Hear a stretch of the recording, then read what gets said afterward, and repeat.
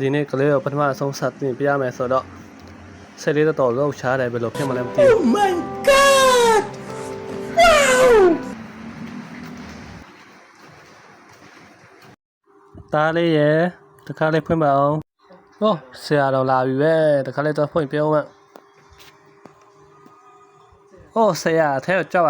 ထဲကိုကြောက်ဝင်လာပြီတပည့်လေးရဲ့ဆရာဝင်လာပြီ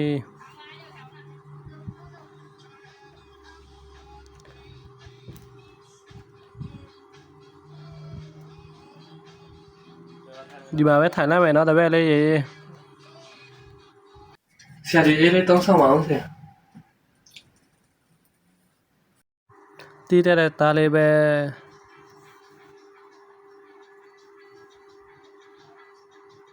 အေးလေးရန်ကောင်းတယ်တားလေးရေးလာတော့စာတင်တော့โอเคဆရာကျွန်တော်လာပါပြီအခုဆရာတော့အုပ်ဆက်လာပါမယ်အဓိကအကြောင်းရင်းဆရာတပည့်လေးကိုပါတင်ပြမအောင်ထိုင်းစာတင်ပြမနော်တေချာလိုက်ကြည့်ဆရာဖတ်ပြမယ်ကိုไก่ခေါ်ไข่တပည့်လေးဖတ်ပါကိုไก่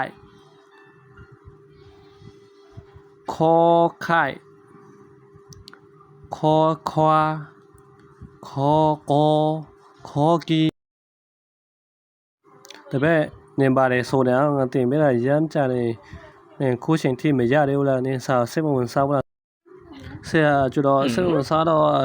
ဆရာကြာကြီးတင်ပြအောင်ကျွန်တော်ဒါမရနိုင်ဘူးဆရာကျွန်တော်ရမ်းအိတ်ခင်နေတပည့်လေးနေတော့ထိစိတ်ဝင်စားဘူးဆရာမင်းအိမ်မှာမင်းပြန်အိမ်လိုက်တော့စာမတင်နေနဲ့ဆရာဒါကျွန်တော်အိမ်လေးဆရာပဲပြန်ရမှာပေါ့ဟုတ်သားပဲရပဲပြန်ရမှာပေါ့ကွာဟုတ်သားပဲရပဲပြန်ရမှာပေါ့ကွာ